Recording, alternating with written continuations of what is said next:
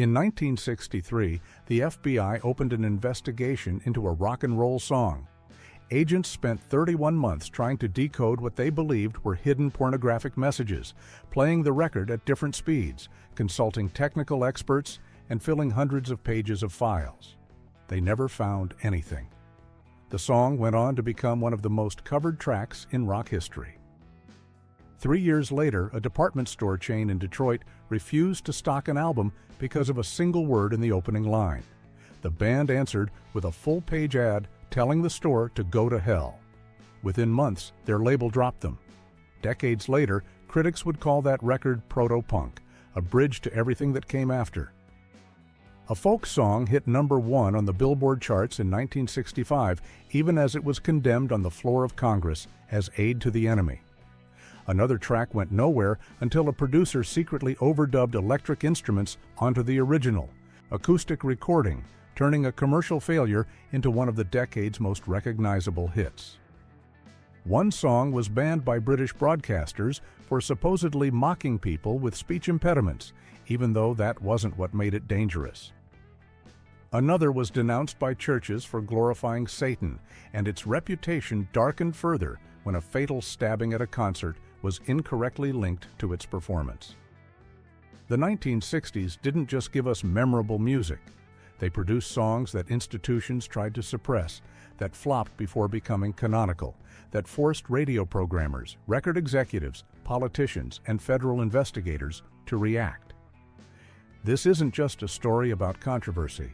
It's about how popular music became a battlefield and how 10 songs defined that war. Between 1963 and 1969, control mechanisms around popular music began to fail subtly at first and undeniably by the decade's end. Radio stations banned hits, federal investigators examined singles for obscenity, churches boycotted albums they never listened to, retail chains refused to stock records sold by independent shops, and politicians attacked pop songs as threats to national security. None of this worked as intended. The issue wasn't controversy, which is inevitable in music, but whether it could still prevent access to audiences. Could institutions that long gatekept culture decide what crossed the line when audiences changed faster than they could control? Some hits emerged despite campaigns against them. Others failed, but gained cultural weight later when listeners caught up. Both show what happens when control machinery begins to fracture. In the early 60s, major songs passed through control points: radio playlists, record labels, retail shelves, and TV appearances, shaping careers. These systems had survived artists like Elvis and Chuck Berry through sanitizing and smoothing their images. Never broken, just bent. Then multiple pressures converged. The civil rights movement challenged who got airplay and whether white teens could listen without backlash. The Vietnam War deepened generational divides. The British invasion brought musicians indifferent to American taboos. FM radio emerged with longer, stranger songs and fewer restrictions, breaking old control. By 1969, the old gatekeepers still existed, but no longer held power. This isn't a list of shocking songs, but a story of how institutions lost the ability to enforce their rules and how people who once decided what you could hear could no longer stop it. Malvina Reynolds wrote Little Boxes in 1962 after driving through Daly City, California, and seeing rows of identical houses rolling across the hillsides. Little boxes on the hillside, little boxes made of ticky-tack. The song she wrote was gentle satire delivered like a children's rhyme. Little boxes of ticky-tacky, all the same, producing people with the same schools, jobs, and lives. Pete Seeger's recording gave it a folk stamp that made its critique harder to dismiss. Suburban stations and community leaders heard it as an attack on the American dream of home ownership and upward mobility. Some local outlets quietly banned it, simply choosing never to put it on playlists. The reaction revealed how accurately the song had hit its target. The communities it mocked recognized themselves and didn't like what they saw. Little Boxes never became a mainstream smash in the 1960s. It circulated mostly in folk circles and among activists who already agreed with its politics. For decades, it lived as a kind of underground joke about conformity, known more by word of mouth than by chart statistics. Then, in the 2000s, it resurfaced as the theme song for the TV series Weeds. A new generation heard the same melody used as wry commentary on suburban dysfunction. The critique that once seemed radical enough to get it banned became safe enough for premium cable. The song didn't change. What changed was the culture's willingness to hear what it was saying. When the Kingsmen's Louie Louie began getting regional airplay in 1963, teenagers quickly claimed that filthy lyrics were buried in the barely intelligible vocal.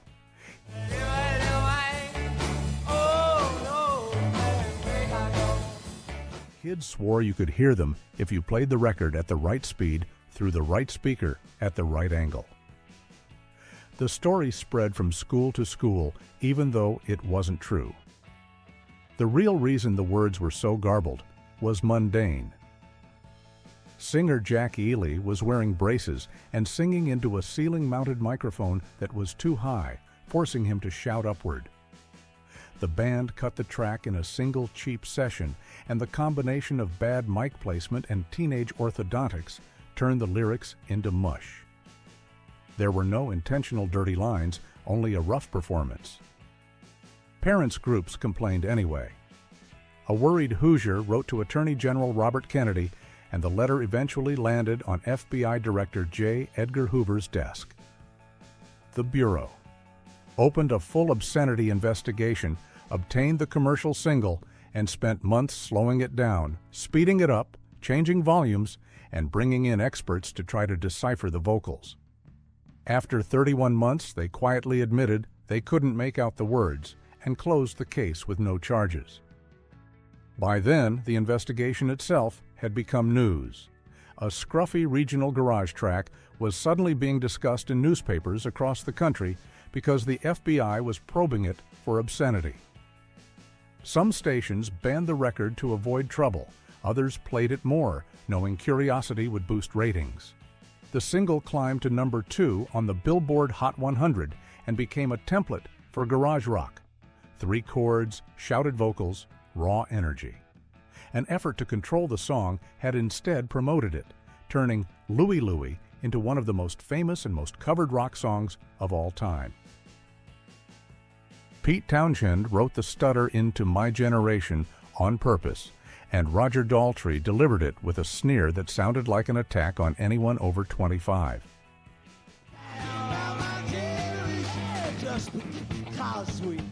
British broadcasters quickly received complaints that the stammer mocked people with speech impediments, and some stations pulled it from rotation.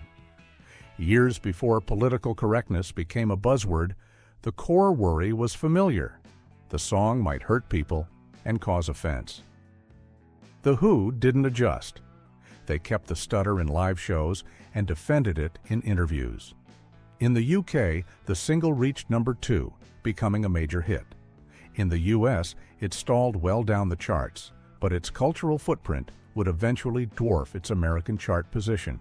Critics later called it one of rock's first true youth rebellion anthems. The real danger, though, wasn't the stutter. It was the closing line, a hope to die before getting old. The song didn't just celebrate youth. It framed growing up as a fate worse than death, a total rejection of becoming like the parents and authority figures the band was addressing. That sentiment predated slogans like, "Don't trust anyone over 30," and it hit harder because it was sung as personal preference rather than abstract ideology. So while broadcasters focused on the alleged mockery of disability, what made My Generation truly volatile was its open contempt for the adult world. It captured a crack in the generational order that censors couldn't easily name or fix, and it helped define the emotional language of the counterculture that would dominate the rest of the decade. Paul Simon wrote The Sound of Silence in his early 20s, trying to make sense of growing alienation in an increasingly mediated world. Hello, darkness, my old friend. He and Art Garfunkel recorded it in 1964 as a stripped-down acoustic track for their debut album, Wednesday Morning, 3 a.m. The record flopped so badly that Columbia considered the project a failure, and the duo drifted apart. Garfunkel back to school, Simon to London clubs.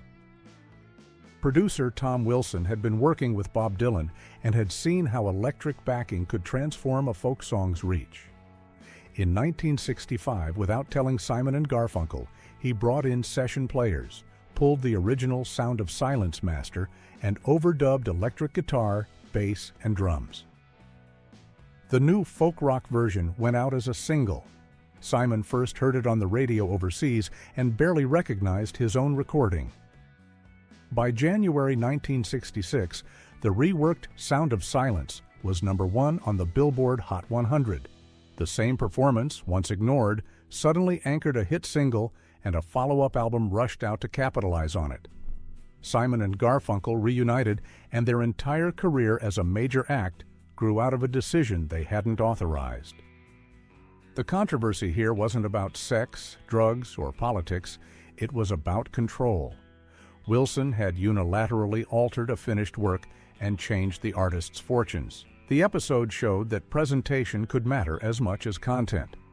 The market that rejected the Sound of Silence as pure folk embraced the identical vocal when it was framed as folk rock. The song hadn't changed, but the packaging had, and that made all the difference. The songs so far all met resistance. Little Boxes was quietly kept off suburban playlists. Louie Louie triggered a 31-month FBI hunt for obscenity. My Generation was flagged for mocking speech impediments. The Sound of Silence became a hit only after a producer overrode the artist's creative control. Each case pushed against existing boundaries without completely shattering them. The next 5 songs pushed harder. They didn't just worry local programmers, they drew organized campaigns, political denunciations, and corporate showdowns. Institutions that had controlled popular music for decades suddenly realized they could no longer reliably enforce their decisions. When they banned a record, investigated it, or condemned it from the pulpit or the house floor, audiences increasingly found ways to hear it anyway. The Top Notes first recorded Twist and Shout in 1961 with Phil Spector producing and a professional rollout behind it.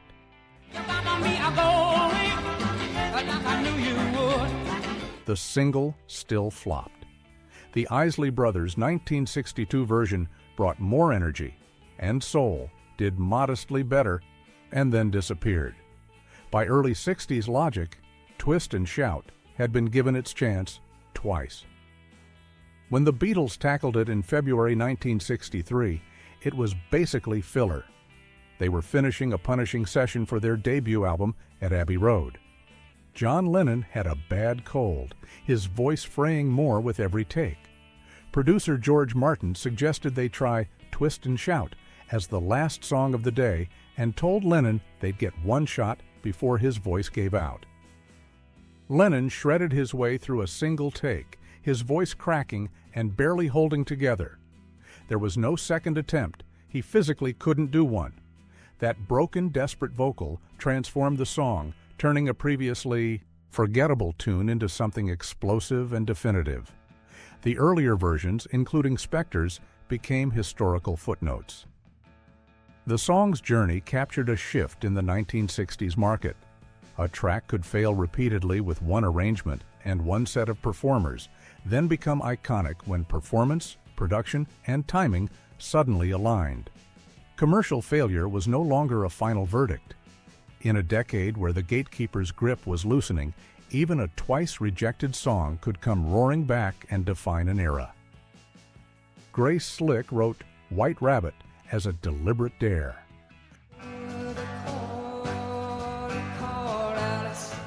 Drawing directly from Alice in Wonderland, she pointed out that parents happily read their children stories about mushrooms, potions, and hookah-smoking caterpillars, then expressed outrage when those same kids, now teenagers, experimented with mind-altering drugs. The song turned that double standard into a tightly coiled monologue about perception, authority, and chemical escape. The lyrics barely bothered with subtlety.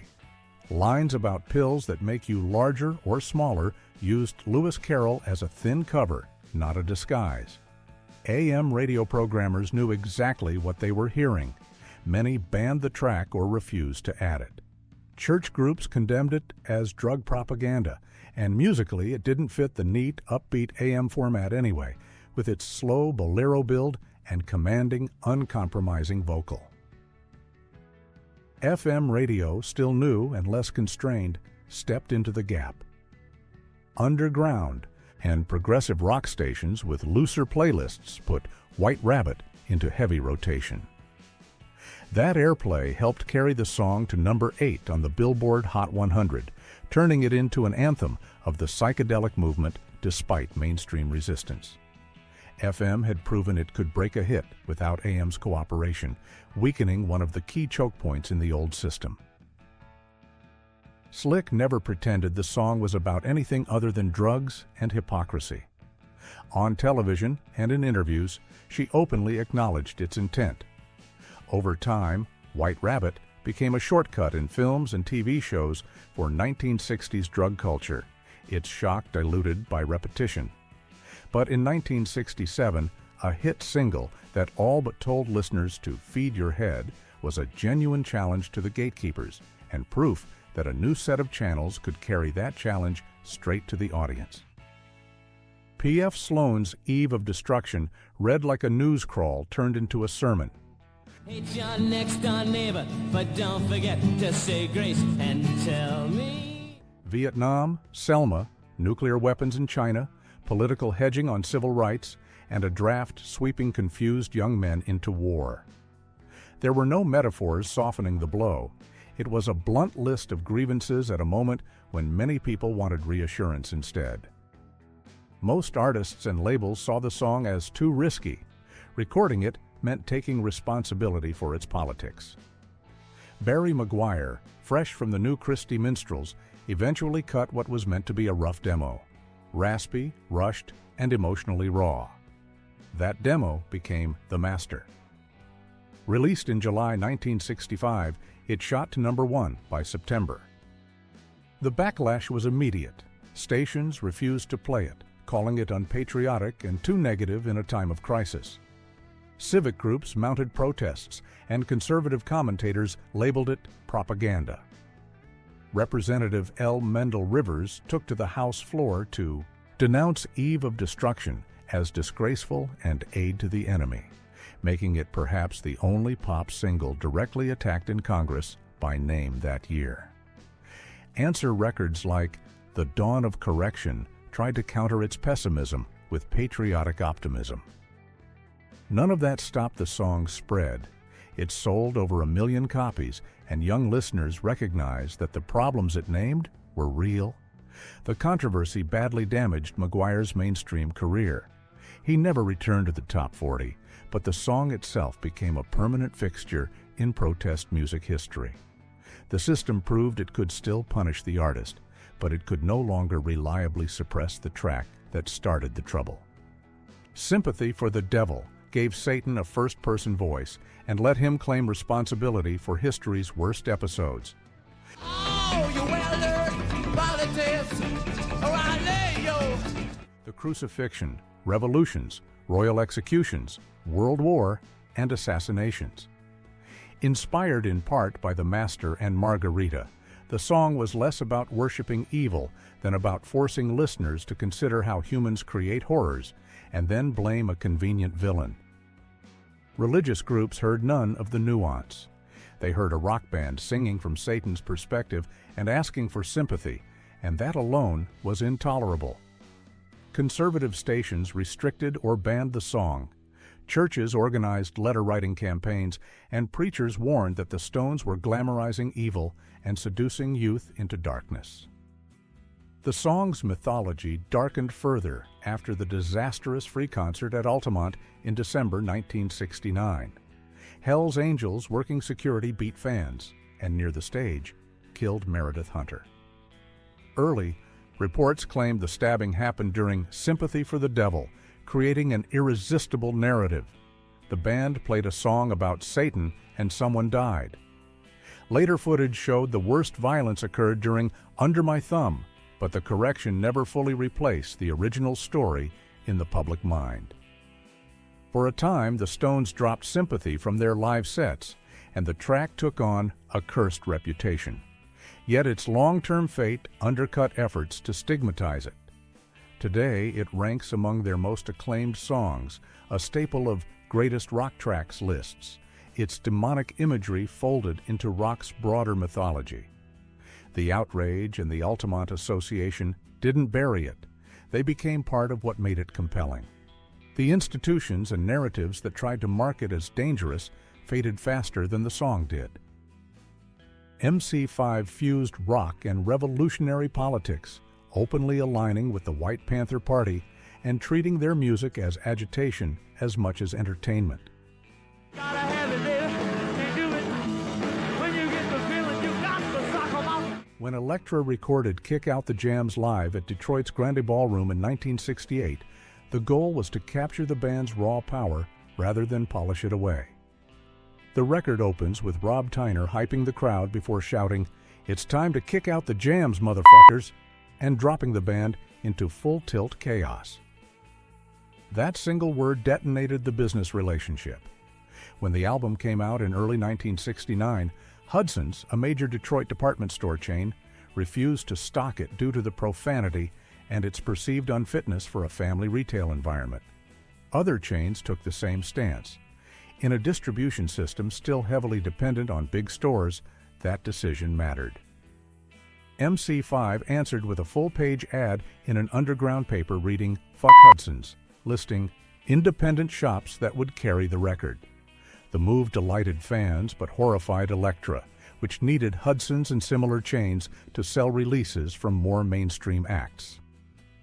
Under pressure, the label dropped MC5 only months after releasing their debut.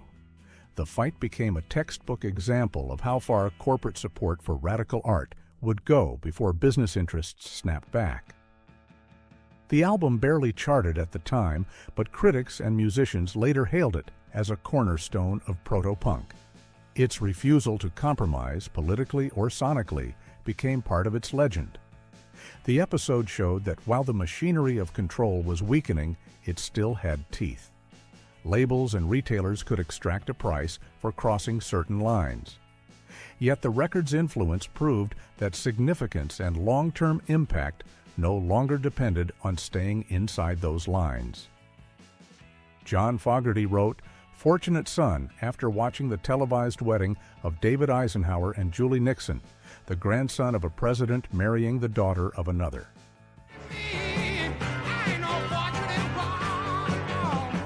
As working-class kids his age were drafted and sent to Vietnam, he saw a celebration of people whose status ensured they'd avoid combat. The gap between those who fought and those who didn't became clear. Raised working class in El Chorrito, Fogerty knew people pulled from ordinary life and sent to a war they barely understood. He also knew wealth and connections could secure deferments, medical exemptions, or safe National Guard slots. In about 20 minutes, he channeled that anger into Fortunate Son, a sharp 2.5-minute attack on patriotic rhetoric that demanded sacrifice from some families and not others. In 1969, Creedence was at its peak, releasing hit after hit. They quickly recorded Fortunate Son with no wasted verses and released it as a double-sided single. The lyrics didn't name specific individuals, but Senator's son and Millionaire's son made the targets clear. The song attacked class privilege, not policy. Some stations played it because Creedence was too big to ignore. Others suppressed it or kept it off playlists, uneasy with a song accusing the powerful of sending others' children to die. Meanwhile, troops in Vietnam heard it via Armed Forces radio, or homemade tapes and recognized their own resentment. It became an unofficial comment on draft unfairness even among those still believing in the mission. Back home, Fortunate Son joined anti-war soundtracks but stood apart from songs about strategy or morality. Its core message, the war was fought by the wrong people. If Vietnam was vital, the privileged should face its dangers too. The question, why your kid and not theirs, was harder for supporters to answer. Veterans and politicians have debated the song ever since. Some see it as truthful, others see it as a class grievance. Politicians still try to use it at rallies, often missing that it criticizes their privilege, prompting Fogerty to remind them of its meaning. Its power lies in its brevity and focus. It says what it needs to, quickly and clearly, leaving little room for excuses. Fortunate Son stands as a summation of the 1960s musical revolution, a popular band using a mainstream platform to challenge entrenched power, with gatekeepers unable to do more than flinch as it became an anthem.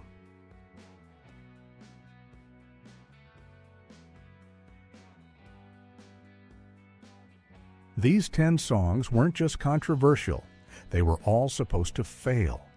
They were investigated, banned, boycotted, denounced, or written off entirely. And yet, every one of them survived the systems designed to stop them. Whether it was government scrutiny, radio bans, religious backlash, or corporate resistance, these tracks exposed a turning point in popular music. The moment control began to slip away from gatekeepers and into the hands of listeners. By the end of the 1960s, no single authority could decide what the public was allowed to hear. That shift didn't just change charts or careers, it reshaped music itself, setting the stage for everything that followed in the decades ahead. If you want to keep exploring the songs and moments that rewired music history, subscribe to Music Ledger and check out this video next. Thanks for watching.